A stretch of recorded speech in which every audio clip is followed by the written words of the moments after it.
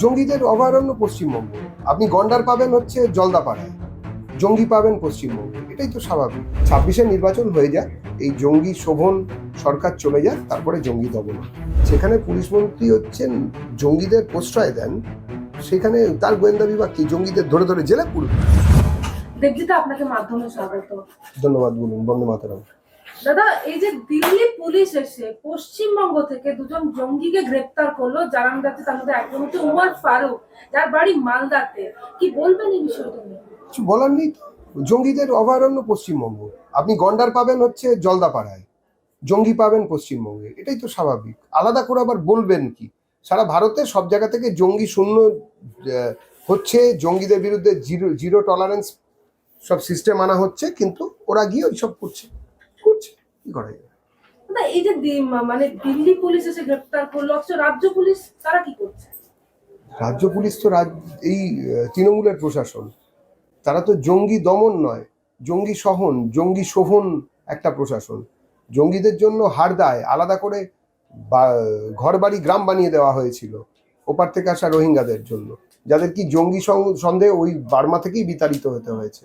সুতরাং এখানে এসব হবে। 26-এর নির্বাচন হয়ে যাক, এই জঙ্গি শোভন সরকার চলে যাক, তারপরে জঙ্গি দমন হবে। দাদা, যেটা আমরা জানতে পারছি, যে জঙ্গি মডেল যারা গ্রেপ্তার হয়েছেন তাদের থেকে জানা যাচ্ছে যে কলকাতা কানেকশন মেট্রোর বাইরে পোস্টার লাগানোর পরিকল্পনা ছিল, এমনকি সেই পোস্টার গুলো বাংলাদেশ থেকে পিডিএফ। এই প্রশ্ন আমাদের কাছে করে লাভ নেই। আমরা 80-র দশক থেকে একই কথা বলছি যে অনুপ্রবেশ বিনা যুদ্ধে ভারত দখলের চক্রান্ত, এইটা বারবার হচ্ছে, বারংবার হয়েছে, এই জিনিসটা হয়েই চলেছে। তো এইটা করতে হবে, কিন্তু এরা করেনি। তার আগে বামেরাও করেনি, এখন তৃণমূলও দরজা খুলে দিয়েছে। লস্কর তৈবার হ্যান্ডেলার সাবির আহমেদ তাকে তাকে টাকা দিয়েছে উমর ফারুককে, তিনি টাকা দিয়েছে। এটাই স্বাভাবিক। সারা বিশ্বে র্যাডিক্যাল ইসলামিজম আর প্যান ইসলামের যে সিস্টেম, তাতে এটাই হচ্ছে। কিন্তু কেউ কোথাও সুখী নেই। মনে রাখতে হবে, এই মুহূর্তে আফগানিস্তানে যে বোমা পড়ছে, কিংবা সাউথ সুদানে যে বোমা পড়ছে, লিবিয়ায় যে বোমা পড়ছে, সৌদি আরবে যে চক্রান্ত হচ্ছে, জর্ডনে যে মানুষ মরছে, সেখানে কোথাও বিশ্ব হিন্দু পরিষদ, বিজেপি, বজরং দল, আরএসএস নেই। সেখানে ওখানকার মুসলমানরা ওখানকার মুসলমানদেরই মারছেন। কেন মারছেন? তার কারণ মুক্তমনা মুসলমান ভার্সেস র্যাডিক্যাল ইসলামের যে সংঘাত, সেটা ওখানে পরিষ্কার হচ্ছে। ইসলামের জন্মলগ্ন থেকেই তাই চলেছে, এবং এই জিনিস বন্ধ করা দরকার। কিন্তু এই জিনিস বন্ধ পশ্চিমবঙ্গে অন্তত হবে না যতক্ষণ না এখান থেকে তৃণমূল কংগ্রেসকে বিদায় দেওয়া যায়। 26-এর নির্বাচনে তৃণমূলের বিসর্জন হয়ে যায়, এইসব অন্তত পশ্চিমবঙ্গে বন্ধ হয়ে যাবে। এই যে উমর ফারুক, তার মা আমরা দেখলাম একটা ইন্টারভিউ দিতে বললেন যে আমার ছেলে তৃণমূল করে। কি করা যাবে? সেটা স্বাভাবিক, সেটা উনি বলেছেন। মা হলেও তো মিথ্যে কথা বলতে পারেননি। নইলে যদি ওরা আগে পেতো তাহলে শিখিয়ে দিত যে না, ও সব কিছু করে না। উনি সরল মানুষ বলেছেন, তৃণমূল মানেই ওমর ফারুকের মতন বোমাবাজ মুসলিম জনতা। সুতরাং এ নিয়ে কথা বলে লাভ কি আছে? যত লোক মরছে, যারা মারছে, সবাই তো মুসলমান। মরছে মুসলমান, মারছে মুসলমান, এটাই তো তৃণমূলের সিস্টেম। তার বিরুদ্ধে দাঁড়িয়ে কিছু মানুষ এক হচ্ছেন, কেননা মুসলমানও এখন বুঝতে পারছেন যে তাদেরকে বিভ্রান্ত করা হয়েছিল, তাদেরকে শুধুমাত্র ভোট দেওয়ার একটা মেশিনে পরিণত করা হয়েছিল। তাদের কোনো উন্নয়ন হয়নি, শুধুমাত্র জালিটুপির বিজনেস চালিয়েছিলেন মমতা বন্দ্যোপাধ্যায়। সেটা এবারে বন্ধ হবে। পুলিশ মন্ত্রী তো মুখ্যমন্ত্রী, কি এলো গেল?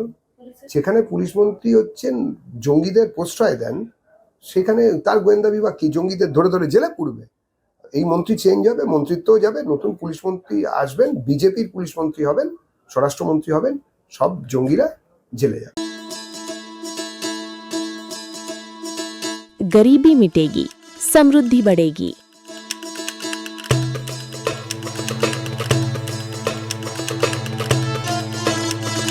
यही संकल्प है प्रधानमंत्री नरेंद्र मोदी जी और मुख्यमंत्री मोहन यादव का। गरीब कल्याण मिशन से मध्य प्रदेश ने उठाया है ऐतिहासिक कदम।